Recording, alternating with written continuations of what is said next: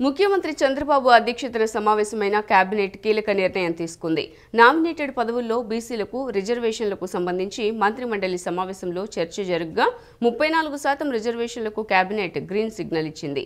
ఈ నిర్ణయంతో బీసీలకు కీలక పదవులు దక్కే అవకాశం ఉంది. వెలగపూడిలోని సచివాలయంలో సీఎం చంద్రబాబు మంత్రిమండలి సమావేశం ముగిసింది. ఈ సమావేశంలో అత్యంత కీలకమైన నిర్ణయం తీసుకున్నారు. నామినేటెడ్ పదవుల్లో బీసీలకు ఇకపై 34% రిజర్వేషన్కు మంత్రిమండలి ఆమోదం తెలిపింది. ఈ నిర్ణయంతో బీసీలకు కీలక పదవులు దక్కే అవకాశం ఉంది. మొత్తం 21 అంశాలు ఎజెండాగా కేబినెట్ సమావేశం జరగగా సుదీర్ఘంగా చర్చ సాగింది. దేశీయ తయారీ, విదేశీ మద్యం, బీర్లు, ఎఫ్ఎల్ స్పిరిట్ పై విధిస్తున్న అదనపు రిటైల్ ఎక్సైజ్ ట్యాక్స్ రివిజన్ పై కేబినెట్లో ప్రతిపాదించారు. విశాఖ గాజువాక రెవెన్యూ గ్రామ పరిధిలో 1000 గజాల వరకు అభ్యంతరం లేని భూముల నిర్మాణానికి క్రమబద్ధీకరణ చేయాలనే ప్రతిపాదనపై కేబినెట్లో ఆమోదం లభించింది. గతంలోనే అభ్యంతరం లేని ప్రభుత్వ భూముల్లో ఇళ్లు నిర్మించుకున్న వారికి సవరణ చేయాలని నిర్ణయించారు. ఏపీ నాలెడ్జీ సొసైటీకి కెపాసిటీ బిల్డింగ్ 2025కు మంత్రిమండలి ఆమోదం తెలిపింది. సమాచార శాఖ మంత్రి పార్థసారథి కేబినెట్ నిర్ణయాలను మీడియాకు వివరించారు. కూటమి ప్రభుత్వ అధికారులకు వచ్చిన తర్వాత 34 ప్రాజెక్టులు 6,78,345 కోట్ల రూపాయల పెట్టుబడులకి అగ్రిమెంట్ చేసుకున్నారు. ఈ పెట్టుబడుల ద్వారా 4,28,705 జాబ్స్, ఉపాధి అవకాశాలు, ఉద్యోగ అవకాశాలు ఈ రాష్ట్ర యువతి యువకులకి అందుబాటులోకి వస్తాయని చెప్పేసి మనవి చేస్తాను. ముఖ్యమంత్రి గారు అగాధంలో నెట్టబడిన ఈ రాష్ట్రాన్ని అభివృద్ధి పదంలోకి తీసుకురావటానికి, భవిష్యత్తు ఆగమ్య గోచరంగా మారిపోయిన యువతీ యువకులకు మంచి ఉద్యోగ అవకాశాలు కల్పించాలనే లక్ష్యంతో ఆయన అహర్నిశలు కష్టపడి మరి ఈ పెట్టుబడులన్నీ కూడా తీసుకురావడం జరిగిందని చెప్పేసి మనం చేస్తాం. ఇండస్ట్రియల్ పాలసీస్కి కొన్ని అమెండ్మెంట్స్ తీసుకొచ్చి ప్రత్యేకంగా women, BC, SC, ST, specially abled ఈ వర్గాల వాళ్ళకి పెట్టుబడులు పెట్టిన పరిస్థితుల్లో వారిని వ్యాపారస్తులుగా చేయాలి అనే లక్ష్యంతో వారికి ఇన్సెంటివ్స్ అన్ని కూడా పెంచడం జరిగిందని చెప్పేసి నేను మనవి చేస్తాను. ఎస్సీ, ఎస్టీ ఎంటర్‌ప్రెన్యూర్స్కి 1.5 రూపీస్ పర్ యూనిట్ 5 సంవత్సరాలకి ఇచ్చేవాళ్ళు. ఇప్పుడు అన్ని వర్గాలకు కూడా, అంటే SC, ST, BC, minority, women అందరికీ కూడా 1.5 రూపీస్ పర్ యూనిట్ సబ్సిడీ 5 సంవత్సరాలకి ఇవ్వబడుతుందని చెప్పేసి కూడా ఈ సందర్భంగా మన కేబినెట్ ఆమోదించిందని చెప్పేసి కూడా తెలియజేస్తాను. ఈ ఎస్జిఎస్టీ స్టేట్ జిఎస్టీ రీయింబర్స్మెంట్ ఇన్సెంటివ్ని 5 సంవత్సరాలకి అందరికీ, అన్ని వర్గాలకు కూడా ఇవ్వటం జరుగుతుందని చెప్పేసి కూడా మనం చేస్తాము. అదేవిధంగా ఈ రెవెన్యూ విషయాల్లో ఏదైతే డిస్ప్యూట్స్ ఉంటాయో, లేదా ప్రభుత్వం తరపు నుంచి ఏదైతే అడ్జుడికేటింగ్ ఇష్యూస్ ఉంటాయో, ఇప్పటివరకు ఫస్ట్ అప్లేట్ అథారిటీ ఎంఆర్ఓ. ఒకవేళ ఎంఆర్ఓ రిజెక్ట్ చేస్తే next DRO, district revenue officer దగ్గరకి అప్పీలేట్ అథారిటీగా ఉండేవాళ్ళు. ఈరోజు దాన్ని డిఆర్ఓ నుంచి ఆర్డీఓ గారికి మార్చడం జరిగిందని చెప్పేసి మనం చేస్తాను. తలసేమియా బాధితుల సహాయార్థం ఫిబ్రవరి 15వ తేదీన విజయవాడ మున్సిపల్ స్టేడియంలో మ్యూజికల్ నైట్ చేపట్టనున్నారు. ప్రముఖ సంగీత దర్శకుడు Thaman, drums artist Sivamani live musical night నిర్వహించనున్నారు. మ్యూజికల్ నైట్ నిర్వహణ ద్వారా వచ్చే డబ్బు తలసేమియా వ్యాధిగ్రస్తులకు ఖర్చు చేయాలని ఎన్టీఆర్ ట్రస్ట్ నిర్ణయించింది. విజయవాడలో నిర్వహించనున్న యూఫోరియా మ్యూజికల్ నైట్ కార్యక్రమ వివరాలను మీడియా సమావేశంలో NTR trust managing trustee Nara Bhuvaneswari వివరించారు. సమాజమే దేవాలయం, ప్రజలే దేవుళ్ళు అనే ఎన్టీఆర్ నినాదంతోనే ట్రస్ట్ కార్యక్రమాలు సాగుతున్నాయని NTR trust managing trustee Nara Bhuvaneswari వెల్లడించారు. ఎన్టీఆర్ ట్రస్ట్ ఆధ్వర్యంలో విజయవాడలో నిర్వహించనున్న యూఫోరియా మ్యూజికల్ నైట్ కార్యక్రమం వివరాలను ఆమె వెల్లడించారు. రక్తహీనత వల్ల తలసేమియా బాధితులు పడే ఇబ్బందులను తొలగించేందుకే ఈ కార్యక్రమం చేపడుతున్నామని చెప్పారు. చిన్నపిల్లలు ఎక్కువగా ఈ వ్యాధిని పడుతూ ఊపిరి తీసుకోవడానికి కూడా ఎన్నో ఇబ్బందులు పడుతున్నారన్న ఆమె బ్లడ్ ట్రాన్స్మిషన్కు కూడా రక్తం ఎంతో అవసరమని తెలిపారు. ప్రతి ఒక్కరూ కుటుంబ సమేతంగా ప్రతి ఒక్కరిని రక్తదానంలో పాల్గొనేలా ప్రోత్సహించాలని భువనేశ్వరి విజ్ఞప్తి చేశారు. రక్తదానం వల్ల ఇతర జీవితాల్లో వెలుగులు నింపవచ్చని అన్నారు. సమాజ హితం కోసం కార్యక్రమం అనగానే ఏమాత్రం ఆలోచించకుండా తమన్ అంగీకారం తెలిపారని అన్నారు. తెలుగు తల్లికి రుణం తీర్చుకునే అవకాశంగా ప్రతి ఒక్కరూ భావించి సమాజ సేవలో పాల్గొనాలని భువనేశ్వరి పిలుపునిచ్చారు. I am doing this show free. నేను ఈ షో ట్రస్ట్కి ఒక్క రూపాయి కూడా నేను తీసుకోను. I am giving back to the society అనే ఆ గొప్ప హృదయంతో మన తమన్ గారు అది ఆయన ముందుకి తీసుకెళ్తున్నారు. అట్లాంటి వ్యక్తులు మనం చాలా తక్కువ మందిని చూస్తూ ఉంటాం. నేను కోరేది ఏంటంటే ప్రతి ఒక్కళ్ళు మనం తిరిగి మన తెలుగు తల్లికి మన రుణం తీర్చుకోవాలి. మనందరం కష్టపడతాం. కష్టపడినప్పుడు మనకి లభించిన ఆ డబ్బుతో అది 10 రూపాయలు అవని, 1000 అవని, 1,00,000 అవని, కోట్లు అవని, మనం ఏదో ఒక సేవా కార్యక్రమం మన సమాజానికి మనం ముందుకి తీసుకెళ్ళాలి. సమాజానికి తిరిగి ఇద్దాం అనే మంచి ఆలోచనతో చేపట్టే ఈ కార్యక్రమానికి ప్రతి ఒక్కరూ సహకరించాలని సంగీత దర్శకుడు ఎస్ఎస్ తమన్ కోరారు. తలసేమియా వ్యాధిని రాష్ట్రం నుంచి పారద్రోలేలా చేసేందుకు చేపట్టే ఈ కార్యక్రమాన్ని ఎంతో ప్రతిష్టాత్మకంగా తీసుకున్నామని చెప్పారు. రాష్ట్రం కోసం చంద్రబాబు నిరంతరం కృషి చేస్తుంటే భువనేశ్వరి ఎన్టీఆర్ ట్రస్ట్ ద్వారా సమాజ సేవ చేస్తున్నారని అన్నారు. షో టికెట్ కోసం ఖర్చు చేసే ప్రతి రూపాయి తలసేమియా వ్యాధిగ్రస్తుల సహాయార్థమే ఉపయోగపడుతుందని తెలిపారు.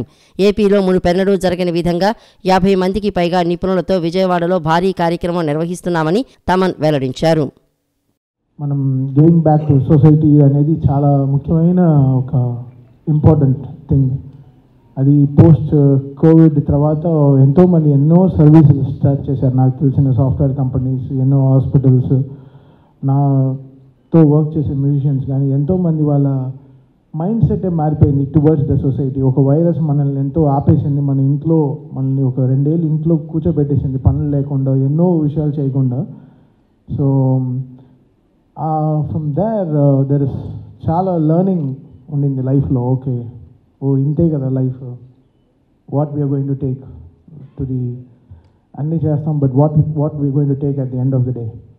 So giving back to the society, giving back to the poor, whatever it is, like చిన్న చదువు లేని వాళ్ళకి చదువు చెప్పేయడం, దాని తర్వాత ఇలాంటి బ్లడ్ డొనేషన్ కానీ, ఇలాంటి హాస్పిటల్ సర్వీసెస్. రాబోయే రోజుల్లో ఆంధ్రప్రదేశ్ను టూరిజం హబ్గా మారుస్తామని మంత్రి కందుల దుర్గేష్ పేర్కొన్నారు. ఆంధ్రప్రదేశ్లో కేరళ, రాజస్థాన్ కన్నా ప్రకృతి రమణీయతతో కూడిన టూరిజం ఉందన్నారు. పర్యాటక రంగాన్ని అభివృద్ధి చేసే లక్ష్యంగా టూరిజం పాలసీ తీసుకువచ్చామని, సింగిల్ విండో విధానంతో అనుమతులిస్తున్నామని పేర్కొన్నారు. విజయవాడ నోవెటల్లో వెస్టర్న్ విద్యా సంస్థల ఆధ్వర్యంలో కాఫీ అండ్ కన్వర్జేషన్ కార్యక్రమం నిర్వహించారు. ఈ కార్యక్రమంలో మంత్రి కందుల దుర్గేష్ పాల్గొని విద్యార్థులు అడిగిన పలు ప్రశ్నలకు ఆసక్తికరంగా సమాధానాలు ఇచ్చారు. ఈ సందర్భంగా మంత్రి మాట్లాడుతూ సమాజానికి మంచి చేయాలన్న తపన ఉండేది అని అన్నారు. తన తాతల దగ్గర నుండి రాజకీయాల్లో ఉన్నారని, తాను కూడా విద్యార్థి రాజకీయాల్లోనూ ఉన్నానని చెప్పారు. తనకు చిన్నతనం నుండే సినిమాలంటే ఇష్టమని, అందుకే సినిమా నిర్మాతగా కూడా వ్యవహరించినట్లు చెప్పారు. పేదవాడి కంట కన్నీరు తోడడమే లక్ష్యంగా పవన్ కళ్యాణ్ జనసేన స్థాపించారని, ఆ మాట నచ్చి ఆయనతో కలిసి నడుస్తున్నట్లు చెప్పారు. నడదవోలు నుండి 2024లో పోటీ చేసి అఖండ మెజారిటీతో గెలిచినట్లు పేర్కొన్నారు. పర్యాటక, సినిమాటోగ్రఫీ మంత్రిగా బాధ్యతలు చేయటం తనకు ఆనందాన్ని ఇచ్చిందన్నారు. తొలి నుండి తనకు ఆ 2 శాఖలతో ఎంతో అనుబంధం ఉందని పేర్కొన్నారు. ఒక స్వదేశీ దర్శన్ 2 అనేటువంటి ప్రోగ్రాం ద్వారా గండికోటలో ఆ ఫోర్ట్ని అభివృద్ధి చేయడానికి, ఎక్కువ మంది సందర్శకులను అక్కడికి వచ్చేలా చేయడానికి కొత్తగా ఒక ప్రాజెక్ట్ని టేకప్ చేస్తాం గవర్నమెంట్ ఆఫ్ ఆంధ్రప్రదేశ్ తరఫున. అఖండ గోదావరి పేరుతోటి గోదావరి తీరంలో ఉన్నటువంటి ప్రాంతాలను కూడా అభివృద్ధి చేయడానికి ఒక కార్యక్రమాన్ని చేపడుతున్నాం.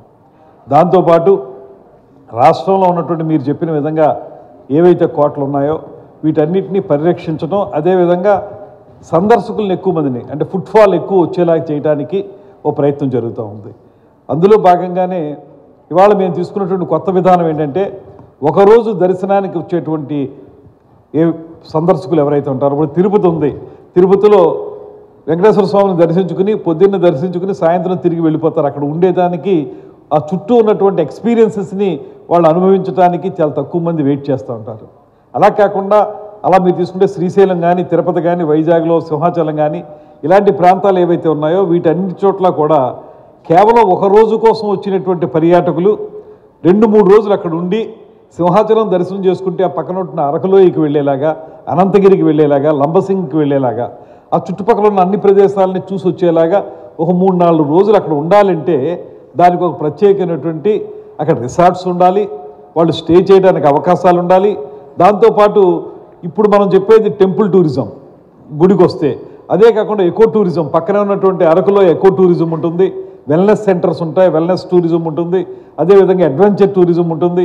వీటన్నిటితోటి ఒక సర్క్యూట్లా తయారు చేసి ఒక రోజుకు వచ్చినటువంటి పర్యాటకులు ఓ 3-4 రోజులు ఉండేలాగా కార్యక్రమాన్ని చేపడుతున్నాం. జగన్ అండ్ జగన్ టీంలో ఎవరు తప్పు చేసినా వాళ్లకు శిక్ష తప్పదని మంత్రి డోలా బాలవీరాంజనేయ స్వామి స్పష్టం చేశారు. జగన్ అహంకారానికి ప్రజలు 11 సీట్లు ఇచ్చారని, జగన్ 2.0 అంటున్నాడని, ఇప్పుడు జగన్ 0.0లో ఉన్నాడని ఎద్దేవా చేశారు. జగన్ మానసిక పరిస్థితి బాగోలేదని, జగన్ గెలుస్తాడు అని నమ్మకం లేక పార్టీని వదిలి నేతలు వెళ్తున్నారని విమర్శించారు. జగన్ని బంగాళాఖాతంలో ప్రజలు ఎప్పుడో కలిపేశామని, మేము గేట్లు తీస్తే ఎమ్మెల్యేలు కూటమిలోకి రావడానికి సిద్ధంగా ఉన్నారని మంత్రి పేర్కొన్నారు. ప్రజాస్వామ్యాన్ని అపహాస్యం చేస్తా మాట్లాడటం చాలా బాధాకరం. నేను అసెంబ్లీకి రాను, నేను అడిగేవాడికి మీరు సమాధానం చెప్పాలనేది వారి యొక్క దురహంకారానికి నిదర్శనం. అది ప్రజలు ఎన్నుకున్నారు నిన్ను, మీ శాసనసభ్యులు ఎన్నుగా నువ్వు కాకుండా 10 మంది ఎన్నుకున్నారు. వాళ్ళలో కొత్తగా వచ్చిన వాళ్ళు ఉన్నారు, వాళ్ళందరూ కూడా సభకు రావాలని అనుకుంటున్నారు. వాళ్ళు ఎన్నుకున్న ప్రజాప్రతినిధులు వీరి ద్వారా సమస్యలు ప్రస్తావించాలనుకున్నారు.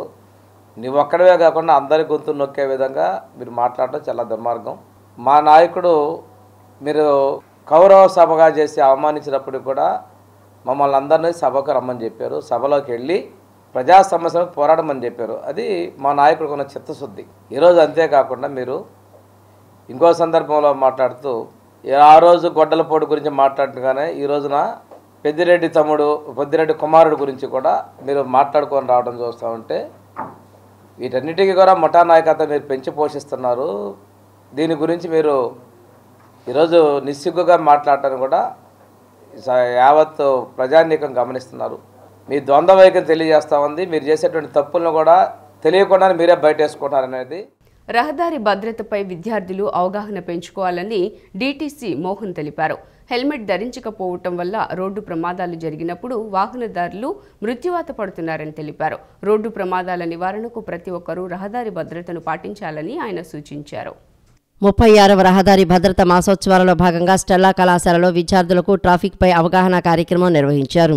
ఈ కార్యక్రమంలో ACP Lathakumari, deputy commissioner transport department A Mohan, APSRTC regional manager Yesudanam పాల్గొన్నారు. ఈ సందర్భంగా వారు మాట్లాడుతూ విద్యార్థులు సెల్ ఫోన్ వాడుతూ డ్రైవ్ చేయటం చట్ట ప్రకారం నేరమని, వారు అజాగ్రత్తగా వాహనం నడిపితే వారితో పాటు ఇతర వ్యక్తులు కూడా ప్రమాదం బారిన పడే అవకాశం ఉంటుందని అన్నారు. రహదారి భద్రత అనేది ప్రతి ఒక్కరి బాధ్యత అని వెల్లడించారు. ఎన్టీఆర్ జిల్లాలో హెల్మెట్ ధరించకపోవడం వల్ల 430 మంది రోడ్డు ప్రమాదాల్లో మరణించారని అన్నారు. హెల్మెట్ ధరించడం వల్ల ప్రాణహాని కొంతవరకు తగ్గించవచ్చని పేర్కొన్నారు. అతి వేగం ప్రమాదకరమని, ఎక్కువ మంది ఒకే వాహనంపై ప్రయాణించినా లేదా వాహన పరిమితులను అధిగమించినా కూడా శిక్ష పడుతుందని చెప్పారు. పబ్లిక్ ట్రాన్స్పోర్ట్ వినియోగించడం వల్ల సురక్షితంగా ప్రయాణం కొనసాగించవచ్చని పేర్కొన్నారు. ఈరోజు 36వ జాతీయ రహదారి భద్రతా మాసోత్సవాల భాగంగా మనం ఈ ఉమెన్ సేఫ్టీ ఇన్ పబ్లిక్ ట్రాన్స్పోర్ట్కి సంబంధించి స్టెల్లా మేరీ కాలేజీలో ఉన్నటువంటి స్టూడెంట్స్ అందరికీ అవగాహన కలిగించడానికి, ఒకటి రోడ్డు భద్రత గురించిన అవగాహన ప్లస్ పబ్లిక్ ట్రాన్స్పోర్ట్లో ఉమెన్స్కి సంబంధించిన సేఫ్టీకి సంబంధించినటువంటి అవగాహన కార్యక్రమాన్ని మరి పోలీస్ శాఖ, అట్లాగే ఆర్టీసీ, అట్లాగే విఎంసీతో కలిపి ఈ యొక్క కార్యక్రమాన్ని నిర్వహించాం. దీనిలో ముఖ్యంగా పిల్లలందరూ వారు తీసుకోవాల్సిన జాగ్రత్తల్ని, అట్లా పబ్లిక్ ట్రాన్స్పోర్ట్, ప్రైవేట్ ట్రాన్స్పోర్ట్లో వారు తీసుకోవాలి మెలకువల గురించి వాళ్ళకు చెప్పడం జరిగింది. పిల్లలందరికీ ముఖ్యంగా ఈ భద్రత గురించినటువంటి విషయాలు వాళ్ళు పాటించుతూ మరి వాళ్ళ తల్లిదండ్రులు లేకుండా వాళ్ళ ఇంటి పక్కన వాళ్ళందరూ కూడా పాటించాలని వాళ్ళకి అప్పచెప్పడం జరిగింది. అందరూ కూడా పాటించి మరి అందరూ జాగ్రత్తగా ప్రమాదాలు నివారించడానికి మనం చేసినటువంటి కృషిలో అందరూ కూడా భాగస్వామ్యం పంచుకోవాల్సిందిగా విజ్ఞప్తి. ఈవ్ టీజింగ్, ర్యాగింగ్ వంటి అంశాలపై దృష్టి పెట్టి వాటిని అరికట్టాలని సెంట్రల్ ఏసీపీ దామోదర్ అన్నారు. విజయవాడ ఎస్ఆర్ఆర్ అండ్ సివిఆర్ కళాశాల నందు ఈవ్ టీజింగ్, ర్యాగింగ్ వంటి అంశాలపైన అవగాహన సదస్సులు ఏర్పాటు చేయడం జరిగింది. ఈ సదస్సులో సెంట్రల్ ఏసీపీ దామోదర్ పాల్గొని మాట్లాడారు. కళాశాలలో చేరగానే విద్యార్థులకు ఎదురయ్యే సమస్య ఈవ్ టీజింగ్, ర్యాగింగ్ అని అన్నారు. అలాంటి విషయాలను ఎవరితో పంచుకోవాలో తెలియక విద్యార్థులు మనోవేదనకు గురవుతారని, వారికి సరైన అవగాహన కల్పించి ఈవ్ టీజింగ్, ర్యాగింగ్లను అరికట్టవచ్చునని తెలియజేశారు. కళాశాలలో ఇటువంటి అవేర్నెస్ ప్రోగ్రాంలు నిర్వహిస్తున్న కళాశాల ప్రిన్సిపల్ మరియు యాజమాన్యాన్ని ఆయన అభినందించారు. కూడా డిఫరెంట్గా మెడికల్ కాలేజీలో, ఇంజనీరింగ్ కాలేజీలో ఇలాంటి పెద్ద ఇన్స్టిట్యూషన్స్లో జరగడానికి స్కోప్ ఎక్కువ ఉంటుంది. ఈవ్ టీజింగ్ కూడా ఇప్పుడు మేడం చెప్పినట్టు, మానస మేడం చెప్పినట్టు, ఈ బస్ స్టాండ్స్లో మనం బస్ కోసం వెయిట్ చేసినప్పుడు, లేకపోతే రైల్వే స్టేషన్స్లో ట్రైన్ ఎక్కేటప్పుడు కానివ్వండి, లేకపోతే స్పోర్ట్స్ మీట్లు అయినప్పుడు కానివ్వండి, లేకపోతే ఇంకా స్టూడెంట్స్ ఆర్గనైజేషన్ సంబంధించిన ఈ మన కాలేజీ ఎస్ఎఫ్ఐ అని, ఏఎస్ఎఫ్ అని, పీడిఎస్ అని, లేకపోతే ఇలా ఏబీవీపీ అని ఇలా మీటింగ్స్ కండక్ట్ చేసినప్పుడు కానీ గ్యాదర్ అయినప్పుడు, లేకపోతే ఇంకేదైనా స్కూల్ ఆర్గనైజేషన్స్ ప్రోగ్రామ్స్ అయినా కల్చరల్ ప్రోగ్రామ్స్ కండక్ట్ చేసినప్పుడు కానీ ఇలాంటి టైంలో గర్ల్స్ బాయ్స్ అందరూ కూడా కలిసి ఉంటారు. కాబట్టి అటువంటి టైంలో పిల్లలు ఒకరినొకళ్ళు టీజ్ చేసుకోవటం, లేకపోతే పిల్లల్ని టచ్ చేయటం, లేకపోతే ఒక మన కన్ను కొట్టడం, లేకపోతే ఇంకే సైకిల్ చేయటం, సైడ్స్ గెస్టెస్ ఇలాంటివి చేసేవన్నీ కూడా టీజింగ్ కింద వస్తాయి. దానికి అలాంటి సిచ్యువేషన్ అరైజ్ అయినప్పుడు పిల్లలు కొంతమంది టీనేజ్ గ్రూప్లో ఉండటం వల్ల పిల్లలు వాళ్ళు డిస్క్లోజ్ చెప్పలేకపోవడం, పేరెంట్స్ కానివ్వండి, పక్కన ఫ్రెండ్కి కానివ్వండి, లేకపోతే ఈ టీచర్స్ కానీ చెప్పలేకపోవడం, ఇలాంటి సిచ్యువేషన్స్ అరైజ్ అయ్యి వాళ్ళే కుమిలిపోవడం, ఇబ్బంది పడతాం, బాధపడతాం, ఇలాంటి జరుగుతూ ఉంటాయి. అలాంటి సిచ్యువేషన్స్లో ఈ కాలేజెస్లో కొద్దిగా ఈ టీచింగ్ని ఎరాడికేట్ చేయడం కోసం, బ్యాన్ చేయడం కోసం, జరగకుండా ఉండటం కోసం ప్రివెంటివ్ స్టెప్స్గా ఉగాది నుండి రాష్ట్రంలో P4 విధానం అమలుకు చర్యలు తీసుకోవాలని సిఎస్ విజయానంద్ అధికారులకు సూచించారు. పేదరికంలో అట్టడుగు స్థాయిలో ఉన్న 20% మందికి చేయూతనివ్వడమే లక్ష్యంగా ముందుకు సాగాలన్నదే P4 విధానం ముఖ్య ఆశయమని ఆయన పేర్కొన్నారు. విజన్ 2047లో భాగంగా ప్రతి ఏటా 15% వృద్ధి రేటు సాధ్యమని, ఆ లక్ష్యంగా ఆవాసం, గ్రామ, మండల, నియోజకవర్గాలు, జిల్లా స్థాయి విజన్ ప్రణాళికలను రూపొందించాల్సి ఉందని సిఎస్ విజయానంద్ స్పష్టం చేశారు.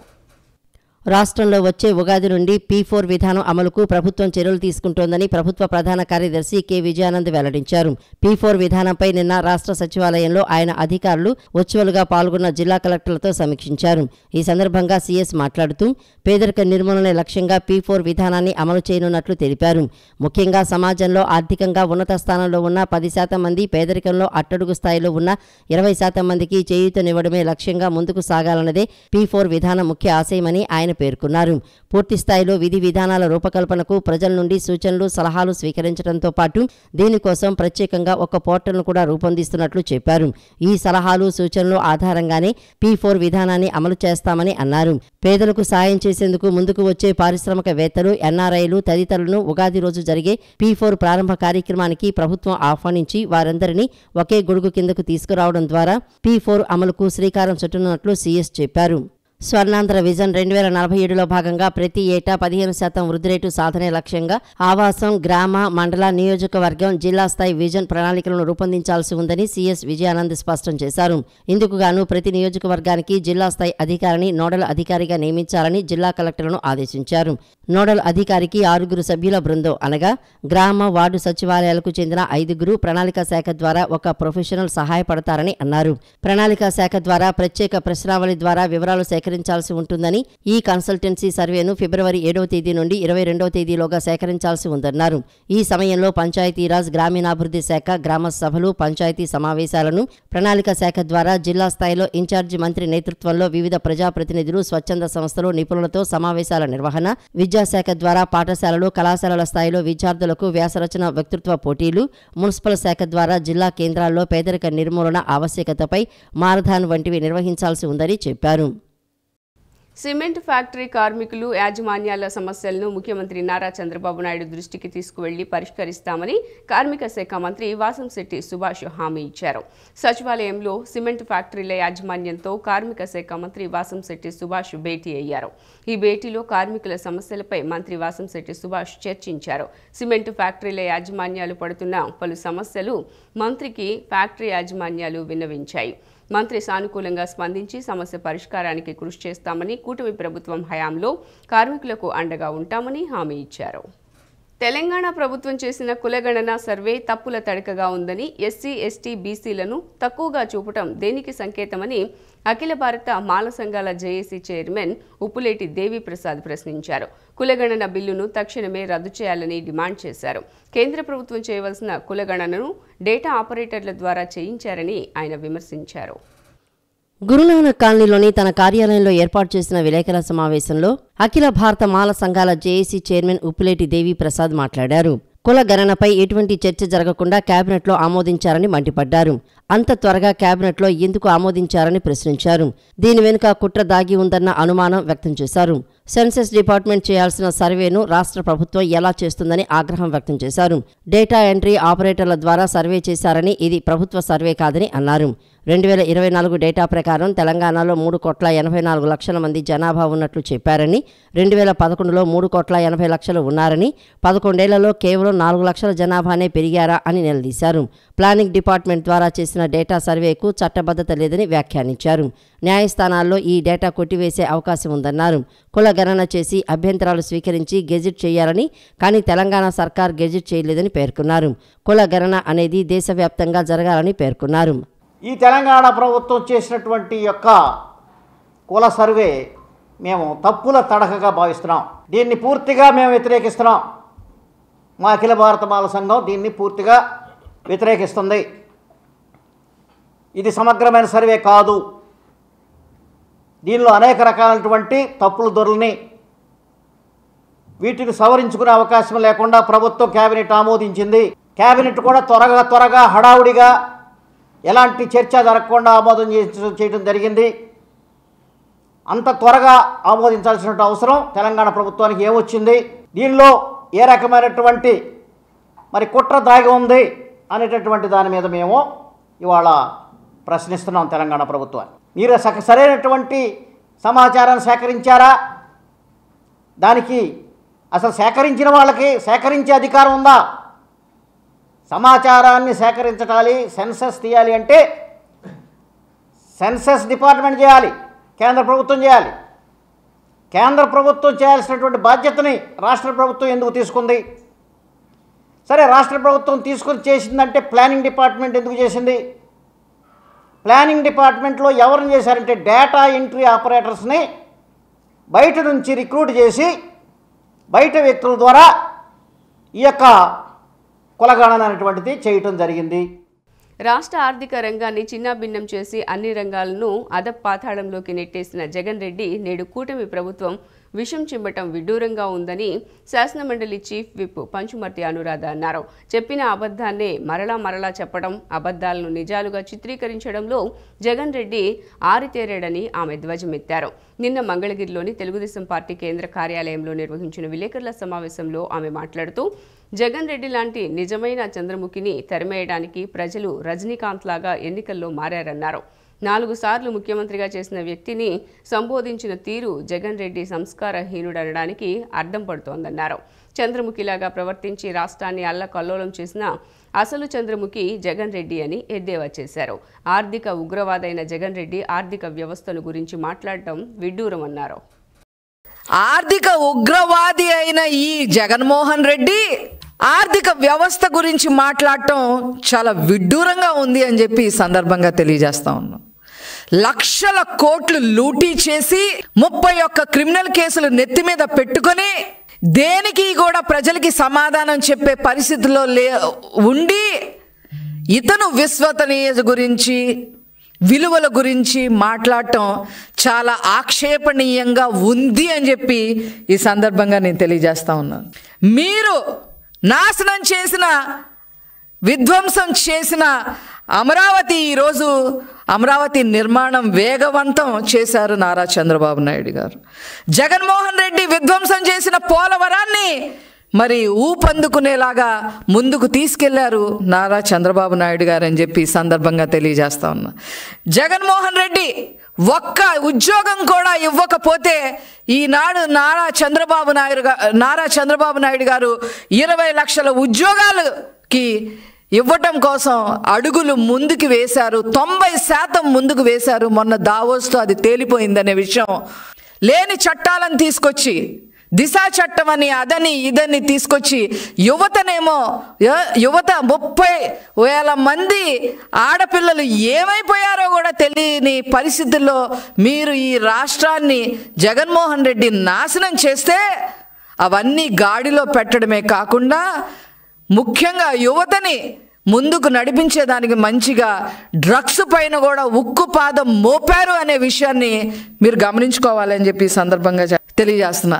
బడ్జెట్లో మాట్లాడితే 6,46 కోట్లు మాత్రమే మేము అప్పు చేస్తే దాన్ని 10 లక్షల కోట్లు అని చెప్పి మీరు ప్రచారం చేశారు అని చెప్పి జగన్మోహన్ రెడ్డి చెప్తా ఉన్నారు. ఈ ఆర్థిక ఉగ్రవాది చెప్తా ఉన్నాడు.